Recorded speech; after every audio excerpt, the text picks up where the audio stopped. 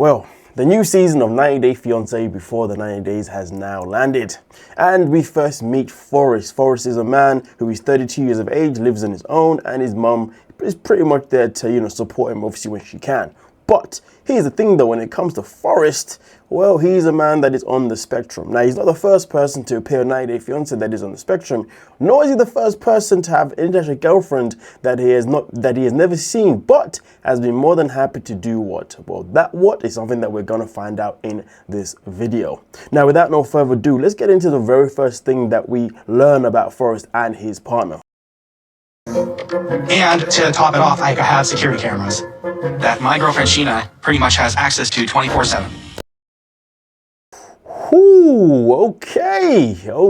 Broski has got security cameras in his house, which makes sense if he's living on his own, and of course, he's obviously the one in charge of all the privacy that can happen in there. So I guess there's nothing wrong with that, right? But his girlfriend's got what?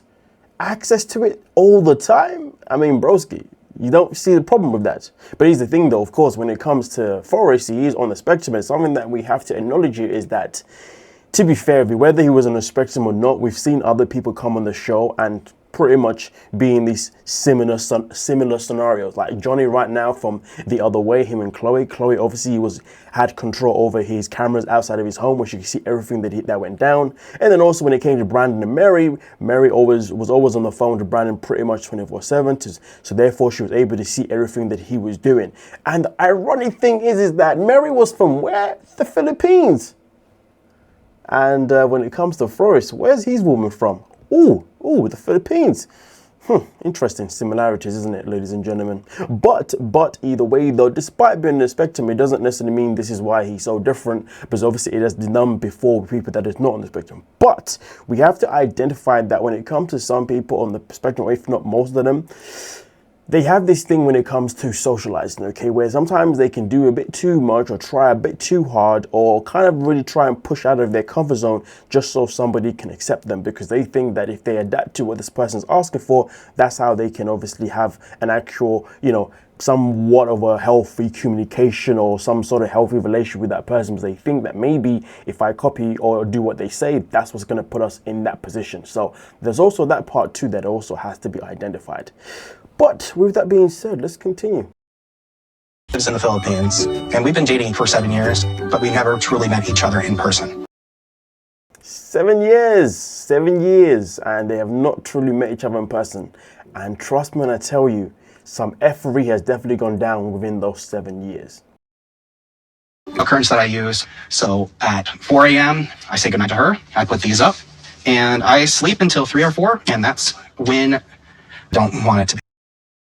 So he basically lives based on her time zone. He has got to be up when she's up. He's got to be asleep when she's sleeping.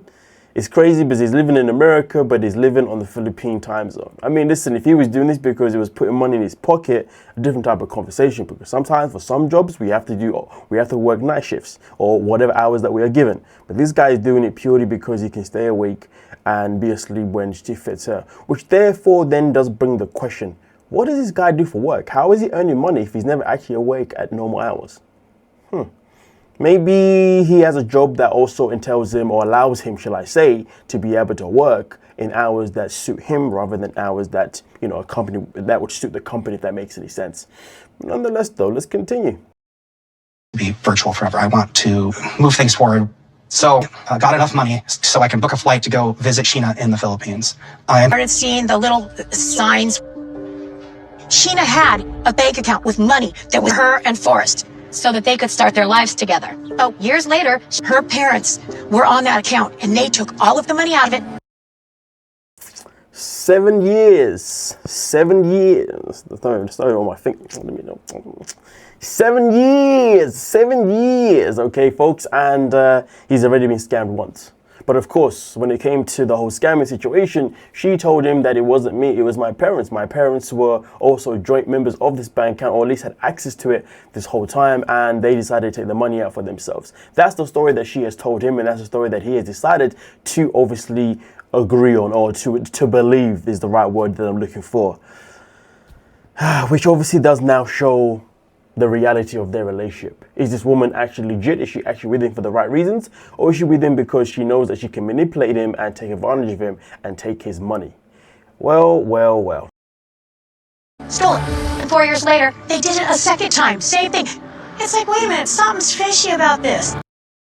It's like, wait a minute, something's fishy about this. I'm gonna lie to you, low-key, she sounded like Angela Deem in that situation. But anyway, with that being said, the mom isn't lying. She's obviously pointing things out that need to be pointed out. Something doesn't make sense. You know, let's make sense out of this. Can we make sense out of nonsense? You know what I mean? At the end of the day, the fact that her son is choosing to actively still be in a relationship with this woman, despite the fact that he has now been robbed by her, he has been scammed by her, not once, but twice.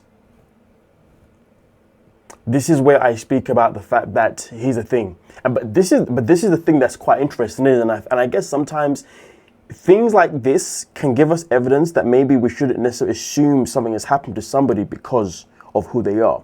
For example, this is not the first time we have witnessed someone being scammed on the show. Even though people have had their own conspiracies, based on what I'm about to say next, we have seen Caesar come on the show multiple times, and we've seen him be scammed by women. But people always assume that maybe there was something going on and maybe he was on the spectrum. We've also seen, I believe, David, who sadly passed away probably about 2-3 years now, maybe 4 years now, who also was in a situation with a woman from Russia where he was scammed like multiple times. Do you see what I'm saying? Point being is that really and truly, whether you're on the spectrum or not, anyone can get scammed. So really and truly, people just need to start to wise up. That's just the reality of it, especially when it comes to something like this. Hell, there was an ex-NFL football player, I think, or unless he still is one, I can't remember. And he legit just got scammed by AI, AI created woman. And I think it was for around about 50K or something like that. And now he's trying to sue the person behind the AI account or AI itself in particular. The whole thing is a calamity. And my days. Honestly, I gotta say, people that put themselves in position to be scammed by the opposite sex based on a romantic thing, it really tells you a lot about yourself. It really tells you how desperate you are for love, how desperate you are for someone to just love you or someone to just want to give you the time of day. No one should ever be desperate enough that they're giving some random person that they don't know money. You see what I'm saying? Okay, that's just the reality of it. But hey, people are always gonna behave however they see fit. Moral of the... Let's continue. Lied to me about the money. I wasn't upset with Sheena as much as the parents, because I feel like the parents manipulated their daughter. I might end up staying longer. Stay there longer, then I can get the visa process more, and she can get further away from her parents. No. Once you get over there, she's going to keep you over there. She's going to say, Forrest, it's so wonderful. It's so great. The mom isn't lying, especially when she adds the next piece of information. Then all bets are off, because once you have had that, then Mama ain't lying. His mama ain't lying, okay? Because from my understanding, her son is still a virgin. That is the understanding, that it hasn't been confirmed or said, but some of the things that they're saying is kind of linking up to it. Now, of course, in this situation here, it's funny how the mom is talking about how once you get a little bit of that, that's definitely gonna da-da-da-da. But ironically, they're having the same conversation in a freaking sex shop. That's the thing that makes this whole scene even more diabolical. The mom was like, you know, before we go to the Philippines, let me take you out to the sex shop. Let's see if we can get you something, da-da-da-da-da-da. And then all of a sudden now, she's like, hold on a minute. Maybe you shouldn't do that with him, because, you know, it might start to compromise you as a person, which, to be fair, is the mama wrong? Is the mama wrong? Not necessarily, no. I know you're going to even be more that you're not going to want to leave that. Left to his own devices, before he met Sheena, Forrest was scammed by a girl in Indonesia. And then he went to meet her by himself, and it fell apart.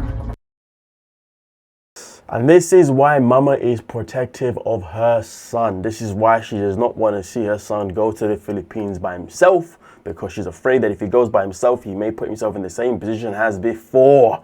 Which, to be fair, is a very, very fair point, to be honest with you, at the very same time. It is a very, very fair point.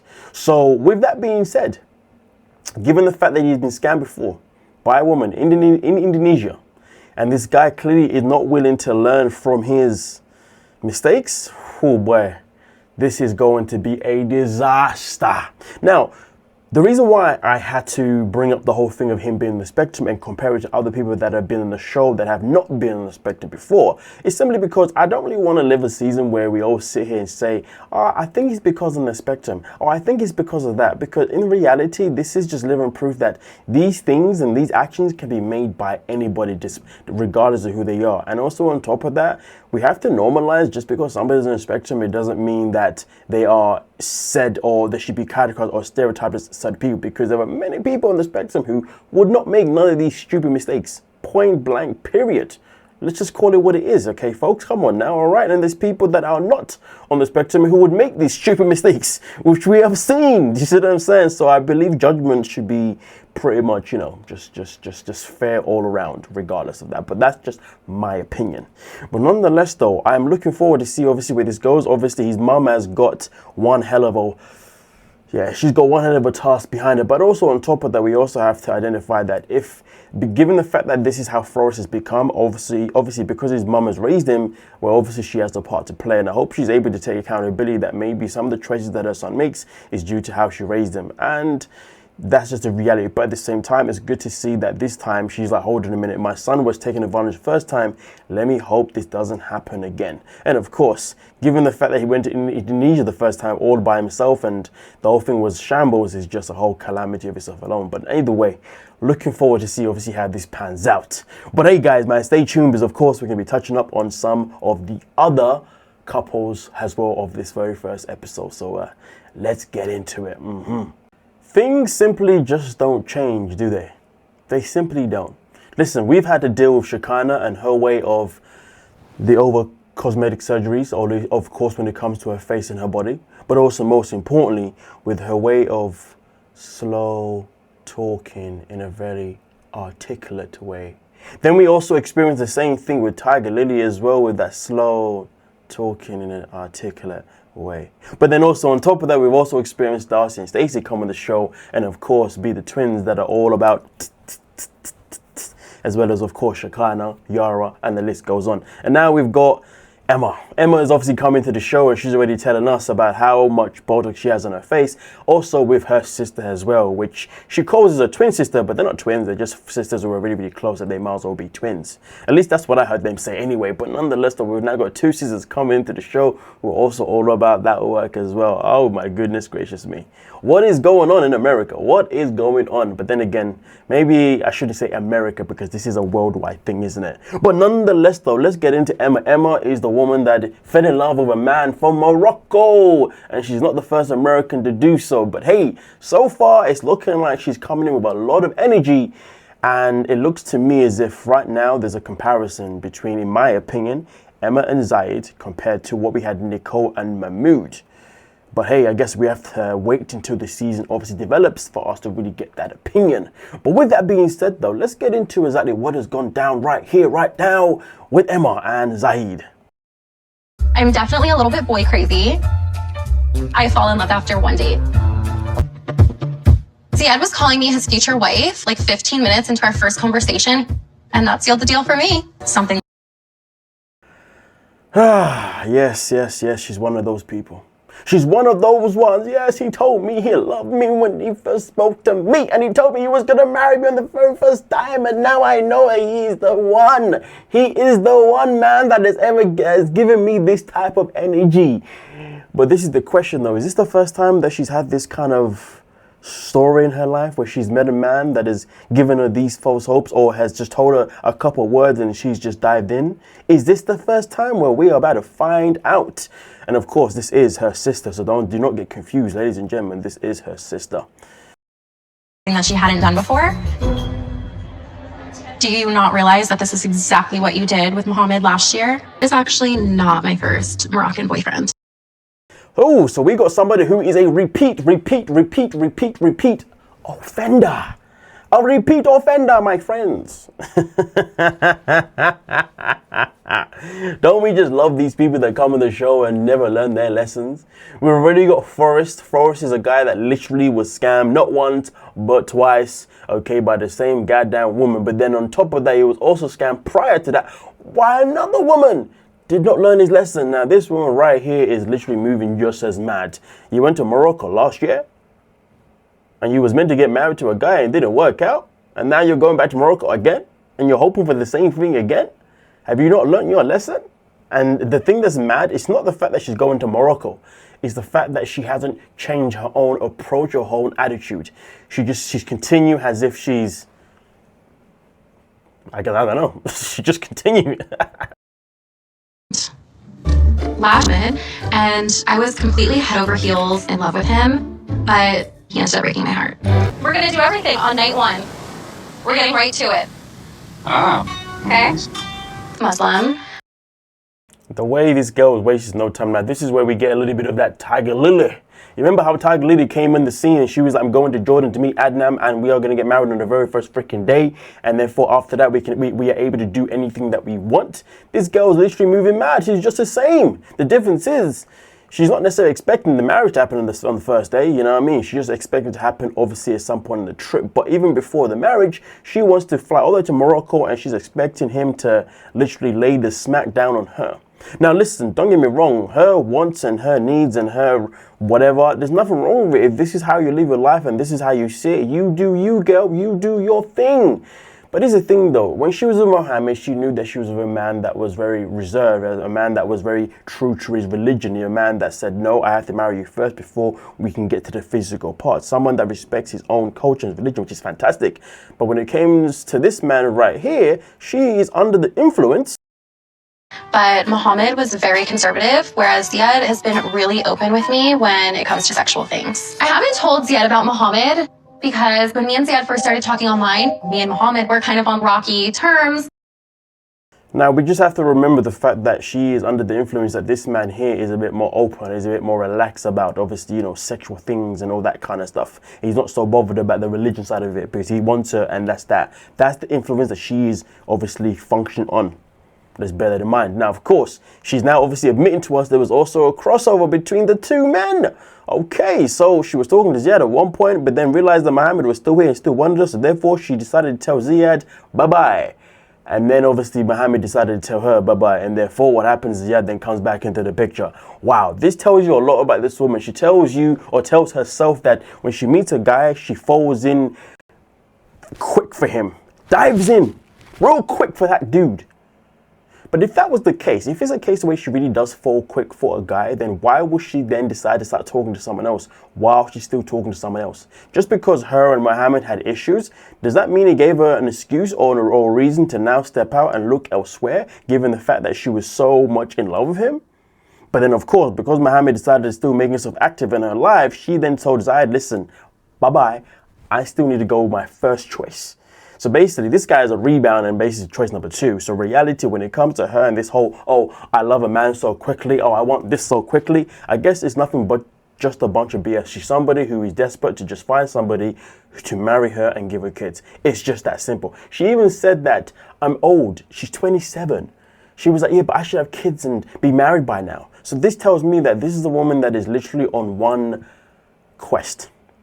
Find a man who can give me babies and marry me and look after me. Simple as that. Which, listen, there's nothing wrong with it if that's the way you want to live life, but just be honest about it. Don't talk about how you fall for men that easily. Girl, please, you're just trying to find a man so you can trap him ASAP. Come on now. I talked for about a couple of weeks, but I decided I was going to make things work with Mohammed, and I ended up cutting things off with Ziad. And 5 months ago, I got a message from Ziad, and we kind of just like picked up where we left off. And you have to respect my religion. I do respect your religion, but how many times have I said, can we do anything in public? You're like, yeah, it's fine, it's fine. We, for example, here in Morocco, we kiss people like face to face. Okay, that's nice. So this is where I get the vibes of Nicole and Mahmoud. We're about to get into that little piece of detail, but right here, right now, she's finally landed in Morocco, and this man told her that when she gets there, he's more than happy to give her. That's what he's told her. But then she arrives and he says, no. We cannot do this in public. No, we do not do this. You have to respect my religion. Now, here's the thing, though. This is where he's now fully gaslighting this woman here, because at the end of the day, she never said anything about not respecting your religion. She asked you, is it okay? Because she already had experiences before, which of course he doesn't know about. But either way, she asked him, is it okay? And he gave her the go ahead. He said, green light, let's go. Green light, gang, let's go, go, go, go, go. And then when she gets there, he then blindsides her. And now he wants to sit there and stand. Well, now he wants to stand there as if he's like innocent as hell. If I was her, that's the first red flag, and really and truly, it might even be a deal breaker, because you've already lied and I haven't even met you before. Come on now. But nonetheless, though, we continue. Now, of course, when it comes to my comparison with Nicole Mahmood, it's just a tension. But since this happened, actually, no, my apologies. It's based on what he says next. Because remember how Mahmood, whenever he used to talk, he used to always talk with this kind of like threatening tone, this very unsettling kind of, you're thinking, is this the kind of guy that could become quite domestically dangerous? Well. Okay. Okay. This will be the last kiss I will give you. You will see. So you're not gonna kiss me anymore? No, anymore. You will see. You will see? No, you will see. See, here's the thing. That there, for me personally, was a response of somebody saying that, understand this, I'm always going to be in charge. I'm taking control. I'm now going to use this as a way to gain control over you. That's the way I'm looking at this. And that's something that we have definitely seen as a common trend from, obviously, cast members that we have seen from Morocco or other or certain parts of the Muslim culture, should we say. And that's not me throwing Muslim under the bus. I'm just saying there's a consistency going on right here. Do you see what I'm saying? Okay. But nonetheless, though, we continue. Really pissed off, and I feel really blindsided. Leading up to me coming to Morocco, all of our conversations have been how much we want each other and how much, no, I won't touch you, no, I won't kiss you. Why are you choosing right now to tell me all of this? Or also on top of that, it could be a matter of just his ego got hurt. He got hurt by his ego, because literally she said to him, you told me that we could kiss, and now you're telling me we can't. And then what happens after that? He goes, no, we can do a little cheek, and then he went to give her a little peck on the cheek, and she said, no, not on my makeup, do not ruin my face. And he was like, oh, so you're gonna reject me like that? Okay, if that's what you're gonna do, then understand from this day moment, you will never get a kiss from me until I'm ready to give you one. Oh, see, so to be fair, a few things happened there. One, ego was destroyed. His ego was hurt. His ego was, you know what I'm saying? And because his ego was obviously hurt, that's why he decided to, be like, okay, I'll never kiss you. You see. You will see. Ah, man, listen, this is about to be one hell of a toxic roller coaster. But hey, and the season has only just begun. This is going to be a calamity. But nonetheless, though, guys, you know what to do. You got to stay tuned for the next part. So come on now. But of course, let's not forget to like and subscribe. Now, we've got to put this out here right now. Rick is 52 years of age. And this brother looks like this at 52. I got to say, he has done well to look after himself. I ain't going to lie to you. But we're not here about how old he is or how he looks. We're here to find out what the hell is going on in Rick's life. So let's not waste time. Let's get into it. I did want to have a baby with Trish. I don't feel like our relationship is ready to be thinking about kids, right? I can fully trust her. Here's the thing. He knows that Trisha wants kids, which of course, there is absolutely nothing wrong with her wanting kids. But he also has established that he doesn't know if he can trust her. So why is he still talking to her? Most importantly, and when I say this, most importantly, he doesn't know whether he can trust her, but he's still going to fly all the way to go and see her. Just stopped talking to me. She basically ghosted me. I felt abandoned. This woman ghosted you, stopped talking to you, and you still want to try and make things work? The thing that bothered me mostly is the fact that this is a man that is a father, okay? And because he's a father, you would think that he'd be a bit more cautious about what woman he brings in his life. And at the end of the day, look at it this way. If he cannot trust her in terms of their relationship, how is he going to trust her when it comes to her being a step-parent to his kids? You see what I'm saying? If she's already showing you a lack of respect, she's showing you nothing but disrespect by ghosting you for unknown reasons. Well, here's the thing. How would she treat your kids then? Do you see what I'm saying? These are the things that we got to point out here. You know, if somebody can't treat us well, then how do we expect them to step up and to be a good parent for our kids? Let's continue. Answered my call. I've tried to discuss this with her, but all it does is make her angry. Like some excuse. And the fact that she gets angry each time he tries to have a conversation about it, the fact that that's not even another concern of his. I mean, if you ask me personally, the deal breaker for me was the fact that she's already broken trust. And if you got kids, you can't have someone around you that you don't trust, because that person shouldn't be around your kids. It doesn't mean that this person is going to be a danger to your kids. It just means that if they're going to let you down, there's a chance that they're also going to let down your kids. And let's be real, when you bring someone into your family or into your life and you've got kids, you don't want to bring someone in that's going to, potentially build a relationship with your kids and then end up letting them down. Which, listen, to be fair, sometimes in life we can let people down unintentionally because the life turns out to be how it is. But then there's times when we can see the patterns, or we can see that we actually have a chance to avoid it. Is he in a position where he has a chance to avoid it? That's the question, isn't it, folks? Let me know your thoughts. Her brother wrecked her motorcycle. Police. At the same time, the police was called on her because where Trish ghosted me for 5 days. It made me lose trust in her. So end of the day, she disappeared for 5 days, told him a whole story about, oh, this happened and that happened. Look at it this way, buddy. You've been dealing with Trisha for however long, and now she's telling you she disappeared and she was giving you one-worded answers because she was going through something. But this is the same woman that you plan on being with, the same woman who wants to have children with you, because you see, for her now, the reason why she wants kids with him is because it's important for her to have a kid of her own, not to just come in and be a step parent, which, listen, nothing wrong with that in any shape or form. But the fact that you are at that deep level where you're talking about kids, you're talking about being together, you're talking about that meeting, that only means one thing. It means that you two are sure that you are each other's safe haven. But in this situation, she proved to you that you're not. Because even if her story is true, that yes, she went quiet because things were going down, blah, blah, blah, blah. The fact that she couldn't actually open up and tell you about these things, well, one, that means technically speaking on her side, this is a red flag towards you. Because if she feels as if she cannot come to you when things really matter and things are serious, then clearly means there's something that you have done that's put her in that position.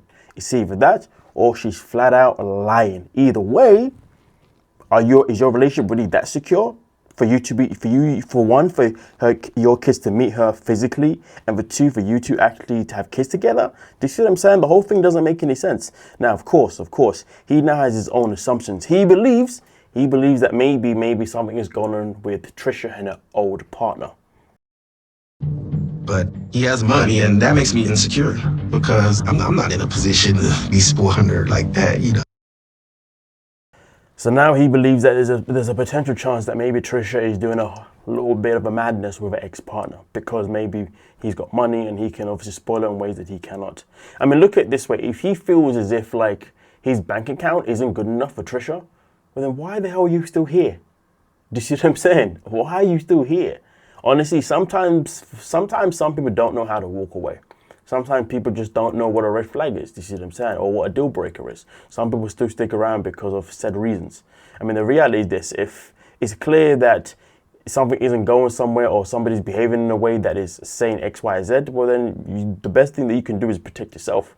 But a lot of people don't do that. A lot of people stick around, and sometimes you stick around for too long, you end up getting yourself hurt. Yeah, the reality of life. But hey, that's also the reality of people who don't want to walk away from things that clearly are not good for them. I hope that Rick can obviously come to terms with the fact that there's a chance that this relationship is, actually, not to be fair, I hope he comes to terms that this relationship is done. Because to be honest with you, even if they end up having a successful season, really and truly, it doesn't change the fact that the trust has been broken. And regaining trust, oh boy, that's a position that nobody wants to be in. Because to be honest with you, once trust is broken, trust is always broken. I don't really believe that trust can be... Look at it this way. It depends on the relationship that you have with somebody. If you have a romantic relationship with somebody, I don't think trust can really fully ever be rebuilt. I mean, it can be potentially. I mean, give or take. There's always the anomalies in life, right? But for the most part, there's always gonna be that one person in that relationship that's always gonna bring up that time you did this one thing, or that thing, or that thing. To be fair, if it's more than one thing, boy, that relationship is definitely a no-go zone. If it's one thing, there's something that can be salvaged. Either way, though, the main thing that he has to think about mostly is that he's got kids. You know what I mean? And that matters even more. Now, as a little side note, I saw that there's a report out there regarding the fact that this man actually did lose one of his kids a few years back when he was with his ex-girlfriend, and I believe the ex-girlfriend, I think she was actually, the mother, yeah. So he had a kid with somebody else, and that mother's new boyfriend actually sadly took the life away of their child as well. Do you see what I'm saying? So you would think he'd be a bit more, even more sensitive about who he brings around his children, given the fact that he was in a situation with the baby mom.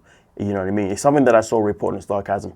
But yeah, nonetheless though, if you want to check that out for yourselves, please do. And obviously you can obviously have that information. In fact, you know what I'll do for you guys right now? I'll show you the article itself in particular. As you can see right here, before the 90 days, Rick Van Vecht's son Farrell murdered by his mom's boyfriend in 2013. Okay, so there's also the history of this going on as well. As you can see, Victor was forced to deal with an unimaginable tragedy when his 2-year-old son was murdered by a boyfriend of his son's mother in 2013. Okay, so of course, like I said before, if you want to check it out, you will find this either on the website or also on the IG page itself in particular. If you want to find out some more, obviously, I believe this is the scumbag that did the crime. Okay, folks. So yeah, there is. So to be honest with you, given the fact that there is this level of history, you know, obviously in his past regarding his children, this is why I would think he'd be way much more sensitive about who he brings around his kids. Obviously, I'm not saying this woman's going to be a danger like this in any shape or form. No, but the fact that there's no trust tells me everything that I need to know. But nonetheless though, let me know your thoughts down below in the comment section and we'll talk about it. But nonetheless though, Laura. I've already seen that Laura's already getting under people's skin because Laura's a woman that has got 2 men in her life. One man that is literally physically there in front of her eyes and another man that she needs to get on a plane to go and see. The question is, which man is right for her? Well, let's get into the story of Laura for this season because it's looking rather fucked up. Birkan does not like the fact that I have a male friend that I spend this much time with. His response to me was, men know men. I mean, he's not lying. He's not lying. And the thing is, the thing that's most peak about it is that she cannot be upset with her man Birkan being upset with the fact that she's close with another dude called Mike over here, right? Especially given the fact that he said no, men know men. But the thing that the main reason why she can't be upset about it is because she knows that there's something there with Michael, which is what makes everything interesting. Thinks he can tell me who I can and can't be friends with. But I can't really blame Birkan for the way that he feels about Michael and I are really a lot closer than like a typical guy-girl friendship. This has an expiration date. When either. So yeah, she knows that they are obviously closer than a typical guy-girl friend. Okay, they know this. She knows this. So the fact that she's still keeping Michael around in this moment in time is weird. Weird as hell. Weird as hell. But listen, at the same time though, she does tell Michael that listen. Well, she admitted that there was a time when she caught feelings for Michael. But Michael, for some reason, would never act on it. He would always kind of say certain things that would make her feel like, okay, well, maybe this isn't going to go in that direction. So maybe it's better for me to pull the plug. Which respectfully does make a lot of sense for herself. But at the same time, though, disrespectfully, this means that even though she's pursuing a relationship with somebody else, she's still spending time with somebody that she actually does have feelings for. She can say that she shut them down, but if they're there, they're always going to be there. So really and truly, if she really wants to move on and be with somebody else, she needs to cut Michael off, not keep him around because he's a friend or a best friend. Like, cut the BS. Especially when she explains how Michael changed once, you know, she had a new fella in her life. If one of us met someone, everything would change. This is not a normal dynamic. It's a single aspect other than the physical aspect of it. Literally, that's her explaining that our relationship has every single thing that a relationship would have between a man and a woman, just without the physicality. Basically saying we have been in a relationship. The question is, when the hell are you going to act on it? And it's crazy because she's out here about to take a flight to go be with somebody, but yet she's still out here in America, literally sitting there and telling a guy that, hey, by the way, we have a relationship that's actually really good. We just don't have the physical part. But all I need from you is to just make the move. So it's crazy how she's asking somebody else to make the move while she's also actively about to leave to see somebody else. Make sense out of this. Point during my friendship with Michael, I definitely developed feelings for him. Things like I need to find a partner, someone that I want to be with. And so it was a little confusing. I'll notice Michael's behavior change since I started getting a lot more serious with BeerCon. I don't think anything's confusing, to be honest with you. But hey, let's talk about that attitude change. Holding my hand, he took me on what I can only describe as a date. Okay, let's just talk about this real quick. So she's aware that this man has changed his attitude since she's found a man in her life. This guy who is your so-called friend now is trying to hold your hand. Hold on a minute. The thing that I would like to know is, she's talking to a new guy. Michael has now decided to hold her hand in some sort of capacity. Did she reject him when he went to hold her hand? Doesn't seem like it. And then also on top of that, he's taken her out pretty much on a date. Did she reject that date? Nah, she didn't. And listen, there's nothing wrong with these things if she didn't have a whole new man in her life. So the fact that she's got a whole other dude here that she's meant to be dating, but she's entertaining things from Michael, the friend. Do you know the thing that's mad about Laura? Laura is trying to act as if she's this innocent person, as if she's doing nothing wrong in this whole situation. Like, yo, you're playing with two guys at the same bloody time. The only difference is that you know who you want. You're just trying to push him to actually tell you that he wants you back. But because he's not giving you that, you're keeping the other dude around, not because you're really that bothered about wanting that dude. You're keeping him around because, well, you're hoping that dude's going to make Michael act. But also on top of that, you're thinking, well, because this other dude is attractive, I guess obviously attractive based on the standards that she's used to getting, well, why not have a little bit of fun of him in the meantime? I mean, the whole thing is nothing but a hot mess. Either way though, she's not innocent in any shape or form, and the fact that she's trying to act as if she's innocent is crazy business. Feelings for me that are more than just friendship. Refuse to accept or acknowledge it. Your girlfriend, but you're so afraid to take that risk and go all in because you don't want to end up hurt. I want a man who wants to be a man. I want a man who wants to make me a priority, who wants to take care of me, protect me. She gave this guy a whole list. She gave him the instructions. She gave him the blueprint. And this guy, do you know what he did? You know what he did? I'll tell you what he did. He stood there and then he started crying and he broke down. He broke down. Why did he break down? Because he was like, I forgot the name of the condition he's got or the thing that's made his noise that way. But he said, because I've got this, I basically reject people before they reject me. I ain't gonna lie to you. When he started crying, then he started talking about how I reject people before they reject me. I'm not gonna lie to you. I call utter pure BS. I'm gonna tell you why, folks. But here's the thing. In life, there is something called maturing. There is something called we get older. There's something called we grow a backbone. There's something called, even though we are going through trauma, even though we've been through trauma, there's always that time in life that we can do that one thing. And that is grow up. Become stronger. Become better. Not allow our past to weigh us down. Not allow our past to be the reason why we don't move forward in life. Now, here's the thing. The reason why I call BS on him having this whole crying and this whole story about why he hasn't made a move and blah, blah, blah, blah, blah, blah. Listen, maybe it's not BS. Maybe it's legit. But I'm going to still call it a very weak and pathetic moment. Why? Because, you see, he has been spending time with Laura for God knows how long. He has been there with her through God knows what. And they have stayed true to each other throughout every single process. He took her on a date, she didn't reject him. She held his hand, she didn't reject him, okay? She even has clearly made advances towards him in the past, and he's obviously rejected her. She's now laying it out to him one more time on a plate and saying, hey, this is all I need from you.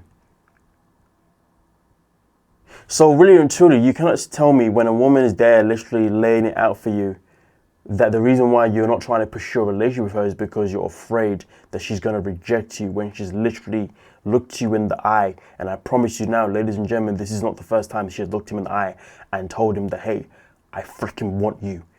Do you want me or not? It's crazy because we got two people here where both of them are just, none of them are innocent. That I can rely on, that I can depend on. To reject people before they reject me. Hey, we have an expiration date. You said you'd never leave. I don't think Michael will ever admit how he really feels. He worries that I could be choosing the wrong guy. When he came out with the whole expiration date, oh man, that one was something else. Because obviously the thing, she did say to him, obviously we spoke about this in the past, that there was always going to be an expiration date on our friendship once we both met someone. Which, to be fair, she's not lying. Because at the end of the day, how is he supposed to be in a relationship with somebody else if he's got feelings for her or for his friend? And how is she supposed to be in a relationship with someone else when she knows that she's got feelings for him? Do you see what I'm saying? Clearly means 100% the relationship has to end. Which is why it's a bit weird why she hasn't ended their friendship while she's now, pursuing a relationship with this new guy. Do you see what I'm saying? That is a bit weird. Unless it's a case where she's like, well, I'll cut you off once I know this one is secure. Either way, that's very, very messed up because you're still string him along for the time being, knowing that you're going to expire the situation. But nonetheless, though, they've had the conversation. So for him to now sit there and say, I reject people before they reject me, and the fact that you said that we've got an expiration date is why I'm getting emotional, and it just proves my point. What the hell? Grow the F up. You can't allow your trauma to... It's like he's using his trauma to control something. Like, she doesn't owe you anything. You know what I mean? He doesn't, like, that's crazy. So basically saying that each time somebody is in his life as a friend or whatever, is this what he does? Like, this looks like a pure manipulative tactic, in my opinion, to be honest with you. Like, nah, you can't be doing that. But like I said, both of them are in the wrong in this situation because she's pursuing something with someone else when clearly she wants to be with him. And he's obviously trying to get in her head by taking her out on dates and holding her hands, but yet doesn't want to tell her that he wants to be with her. What kind of game are these two playing? What kind of behavior is this? This is unhealthy. They should both stay away from being with anybody until they figure this out. But the matter of the fact is, though, he cannot sit there and say that he is rejecting her because she may reject him, because where was the rejection on her side? Either way, though, their season is going to be a calamity. It's going to be an explosion. Well, we shall wait and see. With that being said, though, thank you so much for your time, my lovely peoples, okay? Don't forget to like and subscribe on your way out. Peace.